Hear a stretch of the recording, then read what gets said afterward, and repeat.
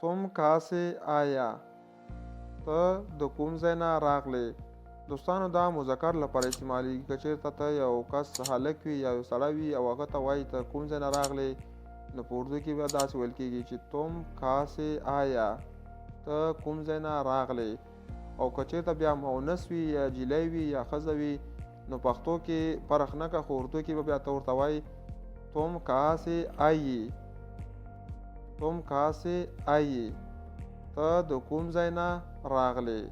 تم ته کहाँ سے د کوم ځای نه، آیی راغلی. بسم الله الرحمن الرحیم.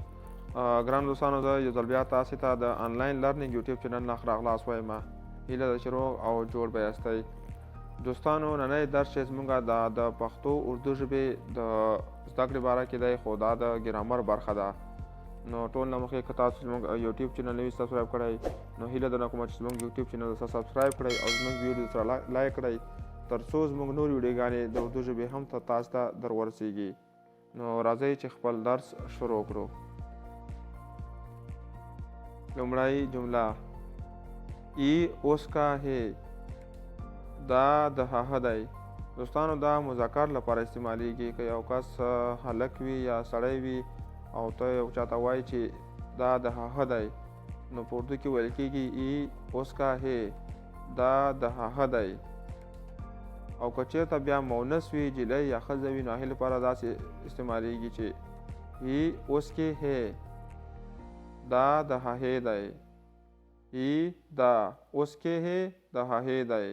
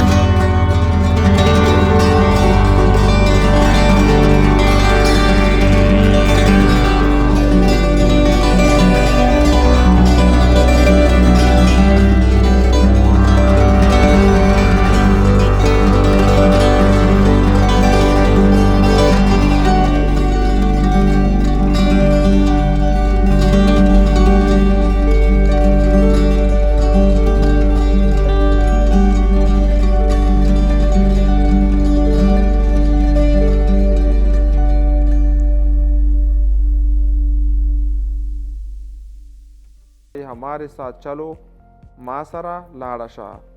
صرف په پښتو کې په فرق کا، په اردو کې دواړو لپاره یو شان استعمالیږي. کون تا، څوک و. کون تا، څوک و، مذکر لپاره. که چېرته بیا مؤنث وي، کون ته، څوک وه. کون ته، څوک وه.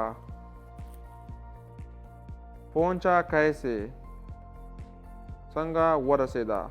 څنګه ورسېده، مذکر لپاره دی.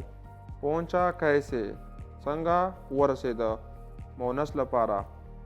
پہنچے کیسے، څنګه ورسېده. پہنچے کیسے، څنګه ورسېده. پہنچا کیسے، څنګه ورسېده، مذکر لپاره او مؤنث لپاره پونچې کیسې څنګه ورسېده. تم کہاں سے آیا ته د کوم ځای نه راغلې مذکر لپاره. تم ته کہاں سے آیا د کوم ځای نه راغلې مؤنث لپاره. تم کہاں سے آئی ته د کوم ځای نه راغلې. تم ته کہاں سے آئی د کوم ځای نه راغلې. ایسا کرتا ہو داسې کومه مذکر لپاره. ایسا کرتا ہو داسې کومه که چېرته یو کس هلک وي یا سړی وي مطلب نارینه وي مذکر لپاره دا به هغه وایي چې زه داسې کومه. په اردو کې به وایي ایسا کرتا ہو داسې کومه. او که چېرته بیا مؤنث وي یا نجلۍ وي یا ښځه وي نو هغه به وایي ایسا کرتے هو داسې کومه.